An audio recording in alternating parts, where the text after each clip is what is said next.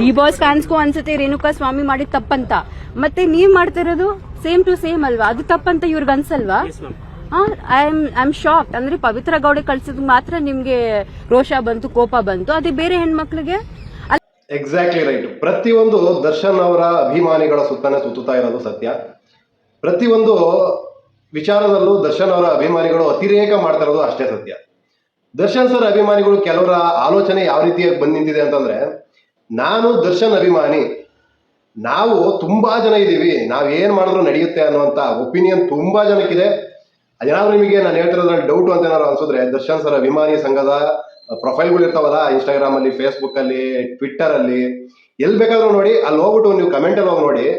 ನಮ್ಮನ್ನ ಎದುರಾಕೊಂಡ್ರೆ ಯಾರನ್ನು ಬಿಡಲ್ಲ, ನಮ್ಮನ್ನ ಎದುರಾಕೊಂಡ್ರೆ ಇಂಡಸ್ಟ್ರಿಲಿ ಇರೋಕ್ಕೂ ಬಿಡಲ್ಲ, ನೆಮ್ಮದಿಯಾಗಿರೋಕ್ಕೂ ಬಿಡಲ್ಲ ಅಂತ ಧಮ್ಕಿ ಅವ್ರವ್ರ ಪೋಸ್ಟಲ್ಲಿ ಅವ್ರವರೇ ಹಾಕತಾ ಇರ್ತಾರೆ. ಧಮ್ಕಿ ಹಾಕೋ ಕಮೆಂಟ್ಗಳನ್ನ ಹಾಕ್ತಿರ್ತಾರೆ, ಪೋಸ್ಟ್ಗಳನ್ನ ಹಾಕ್ತಿರ್ತಾರೆ, ಪ್ರತಿಯೊಂದನ್ನು ಮಾಡ್ತಾರೆ. ಇದು ದರ್ಶನ್ ಸರ್ ಅಭಿಮಾನಿಗಳಲ್ಲಿ ಮಾತ್ರ ಅಲ್ಲ, ಎಲ್ಲರ ಅಭಿಮಾನಿಗಳಲ್ಲೂ ಇದೆ. ಯಾರೋ ಒಬ್ಬ ಅವರ ದರ್ಶನ್ ಸರ್ ಬಗ್ಗೆನೋ, ಸುದೀಪ್ ಸರ್ ಬಗ್ಗೆನೋ, ಪುನೀತ್ ರಾಜ್ಕುಮಾರ್ ಸರ್ ಬಗ್ಗೆನೋ, ಯಾರ ಬಗ್ಗೆನಾಗಲಿ ಏನಾದ್ರು ಮಾತಾಡಿದ್ರು ಅಂತ ತಕ್ಷಣ ಅವ್ರನ್ನ ಎಲ್ಲಿಂದನೋ ಎತ್ತಾಕ ಬರೋದು, ಅವ್ರ ಕೈ ಸಾರಿ ಕೇಳಿಸ್ತೀವಿ ಅಂತ ಅವ್ರನ್ನ ಧಮ್ಕಿ ಹಾಕಿ ಎದುರಿಸಿ ಏನೇನೋ ಮಾಡೋದು ಎಲ್ಲ ಮಾಡ್ತಾರೆ. ಇದೆಲ್ಲದ್ರ ಮಧ್ಯೆ ನಾನು ಇಬ್ರು ಎರಡು ಪ್ರಶ್ನೆ ಕೇಳಬೇಕು ಅನ್ಕೋತಿದ್ದೀನಿ. ಒಂದು ದರ್ಶನ್ ಸರ್ ಅಭಿಮಾನಿಗಳನ್ನ, ಇನ್ನೊಂದು ಪ್ರಥಮ್ ಅವ್ರನ್ನ.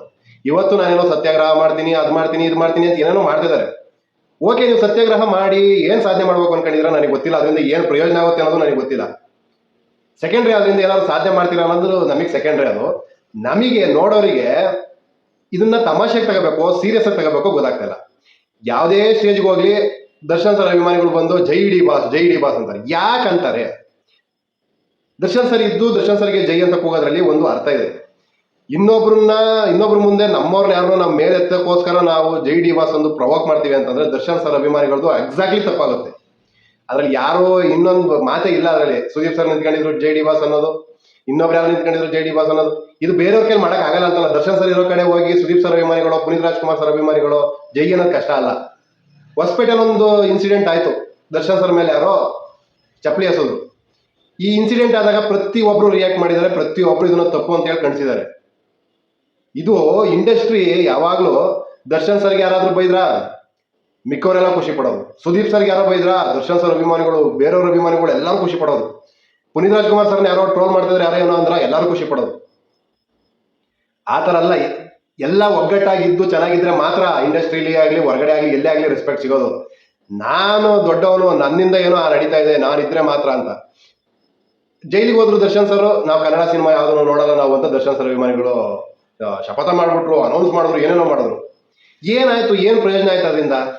ಯಾಕೆ ಯಾರು ಸಿನಿಮಾ ನೋಡ್ಲೇ ಇಲ್ವಾ? ಸಿನಿಮಾ ರಿಲೀಸ್ ಆದಾಗ ಯಾವ ಹಿಟ್ಟೇ ಆಗಿಲ್ವಾ? ಅಥವಾ ದರ್ಶನ್ ಸರ್ ಅಭಿಮಾನಿಗಳು ದರ್ಶನ್ ಸರ್ ಸಿನಿಮಾಗಳು ಎಲ್ಲ ಸೂಪರ್ ಹಿಟ್ ಆಗಿದಾವ, ಯಾವ್ದು ಫೇಲೇ ಆಗಿಲ್ವಾ? ಪ್ರಾಬ್ಲಮ್ ಬರ್ತಿರೋದೇ ಇಲ್ಲಿ. ಪ್ರಥಮ ಅವರು ಇವರು ಅನ್ನೋದಲ್ಲ.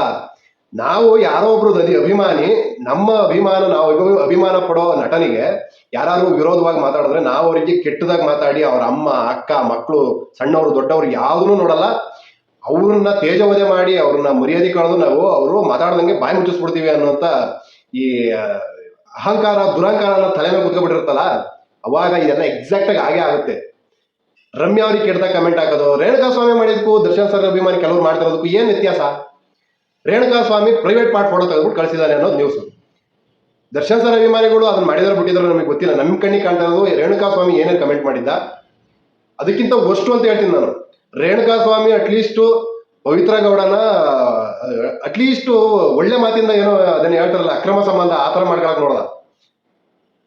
ದರ್ಶನ್ ಸರ್ ಅಭಿಮಾನಿಗಳು ಡೈರೆಕ್ಟ್ ರೇಪ್ ಮಾಡಿ ಸಾಯಿಸ್ಬಿಡ್ತೀವಿ, ಮರ್ಡರ್ ಮಾಡ್ಬಿಡ್ತೀವಿ, ಅದು ಮಾಡ್ತೀವಿ, ಇದು ಮಾಡ್ತೀವಿ. ಏನಿದು? ಯಾವ ಸಮಾಜಕ್ಕೆ ನಾವು ಹೋಗ್ತಾ ಇದೀವಿ? ಕನ್ನಡ ಇಂಡಸ್ಟ್ರಿ ಅಂತಂದ್ರೆ, ಕನ್ನಡ ಸಿನಿಮಾ ಇಂಡಸ್ಟ್ರಿಯ ಹೀರೋಗಳು ಅಂತಂದ್ರೆ ಒಳ್ಳೆ ವಿಚಾರಕ್ಕಷ್ಟೇ ಆಗ್ಬೇಕು ಪ್ರಚಾರ, ಕೆಟ್ಟ ವಿಚಾರಕ್ಕಲ್ಲ. ಅವ್ರ ಅಭಿಮಾನಿಗಳು ಏನೋ ಕೆಟ್ಟದಾಗ ಅಂದ್ಬಿಟ್ರು. ಈ ವಿಚಾರದಲ್ಲಿ ಕೆಟ್ಟದಾಗ ಬೈಯೋ ವಿಚಾರದಲ್ಲಿ ನನಗೆ ದರ್ಶನ್ ಸರ್ ಮೇಲೆ 100%ಗೆ 200% ಬೇಜಾರಿದೆ. ದರ್ಶನ್ ಸರ್ ಮೇಲೆ ತುಂಬಾ ವಿಚಾರಗಳಲ್ಲಿ ದರ್ಶನ್ ಸರ್ನ ಇನ್ಸ್ಪಿರೇಷನ್ ತಗೊಂಡಿದ್ದೀನಿ, ನಾನು ತಗೊಂಡಿದ್ದೀನಿ, ತುಂಬಾ ಜನ ತಗೊಂಡಿದ್ದಾರೆ, ದರ್ಶನ್ ಸರ್ ಅಭಿಮಾನಿಗಳು ತಗೊಂಡಿದ್ದಾರೆ. ಒಳ್ಳೆ ವಿಚಾರಗಳಲ್ಲಿ ಲೈಫಲ್ಲಿ ಮೇಕ್ ಬಂದಿರೋದಾಗಿರ್ಬೋದು, ಯಾವುದೇ ವಿಚಾರ ಬಂದ್ರು ತಲೆನೇ ಕೆಡಿಸ್ಕೊಳ್ದಂಗೆ ಯಾವ ತರ ಹ್ಯಾಂಡಲ್ ಮಾಡ್ಬೇಕು ಅನ್ನೋದಾಗಿರ್ಬೋದು, ಯಾವ್ದ್ರ ಬಗ್ಗೆನೂ ತಲೆ ಕೆಡಿಸ್ಕೊಳ್ದಂಗೆ ನಮ್ಮ ಜೀವನ ನಾವು ಮಾಡ್ಬೇಕು ಅನ್ನುವಂತ ತುಂಬಾ ವಿಚಾರಗಳು ಅವ್ರ ವಿಚಾರದಲ್ಲಿ ನಾವು ಇನ್ಸ್ಪಿರೇಷನ್ ತಗೊಂಡಿದ್ದೀವಿ. ಈ ರೀತಿ ಕೆಟ್ಟ ವಿಚಾರಕ್ಕೆ ನ್ಯೂಸ್ ಆಗಿ ಕೆಟ್ಟವ್ರ ಸಂಘ, ರೌಡಿ ಶೀಟರ್ಗಳ ಸಂಘ, ಕೆಟ್ಟವ್ರ ಸಂಘ, ಯಾರ್ಯಾರೋ ಅವಶ್ಯಕತೆ ಇಲ್ದಿದ್ದವ್ರ ಸಂಘದೆಲ್ಲ ಸೇರ್ಕೊಂಡು ಜೊತೆ ಕೆಲಸ ಮಾಡೋರು, ಇಂಡಸ್ಟ್ರಿ ಅವರಿಗೆಲ್ಲ ಧಮ್ಕಿಗಳನ್ನ ಹಾಕೊಂಡು ಕೆಲವರು ಯೋಚನೆ ಮಾಡ್ತಾ ಇರ್ಬೋದು ಇವಾಗ ದರ್ಶನ್ ಸರ್ಗೆ ಏನ್ ಸಂಬಂಧ, ಧಮ್ಕಿ ಹಾಕೋ ವಿಚಾರಕ್ಕೆ ಅವ್ರಿಗೂ ಏನ್ ಸಂಬಂಧ ಅಂತ ತುಂಬಾ ಜನಕ್ಕೆ ಗೊತ್ತಿರೋ ನನಗೆ ಗೊತ್ತಿಲ್ಲ. ಆದ್ರೆ ನಟರಿಗೆ ಮತ್ತೆ ಅಭಿಮಾನಿ ಸಂಘಗಳಿಗೆ ಡೈರೆಕ್ಟ್ ಕನೆಕ್ಷನ್ ಇರುತ್ತೆ. ಅವ್ರು ಏನ್ ಹೇಳ್ತಾರೆ ಅದನ್ನೇ ಮಾಡೋದು. ಅವ್ರು ಏನ್ ಮಾಡ್ಬೇಡಿ ಅಂತ ಹೇಳ್ತಾರೆ ಅದನ್ನ 100% ಮಾಡಲ್ಲ.